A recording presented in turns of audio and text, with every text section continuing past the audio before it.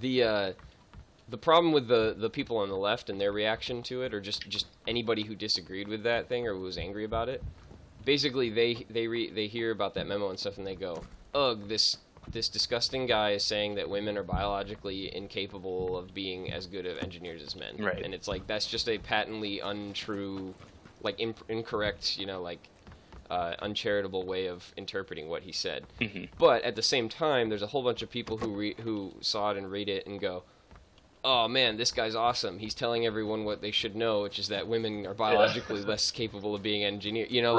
There's a whole bunch of people who are ready to take that the wrong way and be stupid about it. And so I think I do think one of the biggest problems with I guess I'd say the right generally and some of these guys who are speaking some truth to this politically correct stuff is that they aren't very forthcoming or careful about how their message is getting used incorrectly. Well, except even with the Google memo thing, that guy was incredibly explicit in what he was saying.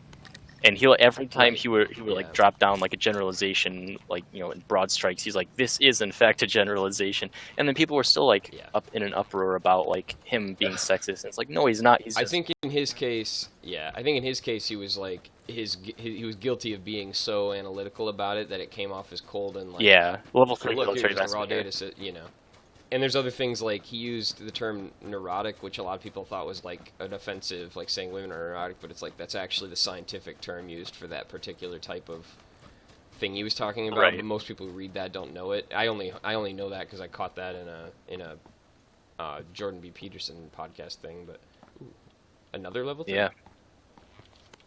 Don't mind if I do. But then back in Texas several months ago, whenever that was. There was that guy who was sniping police officers, and he killed 5 people. And it turned out that wasn't he explicitly spouting out a bunch of the Black Lives Matter stuff? And if I'm wrong about that, I don't know if he was an agent for them though, or something. But I know he wasn't. That's what I'm saying. Definitely a black. That's my point. Is this guy was no more an agent of those guys? Oh yeah, okay. Than that guy sniping police officers was. He's just someone who sympathized with their things and was radical. And so my point is, by the same metric, I would agree that you need to blame that protest and stuff to a large degree for this guy running into people with a car, or at least there's some culpability there.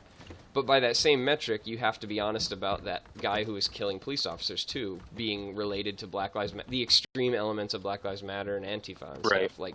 You can't have your cake and eat it too, and say that those guys are just a bunch of rogue actors that had nothing to do with the movement. What is Antifa?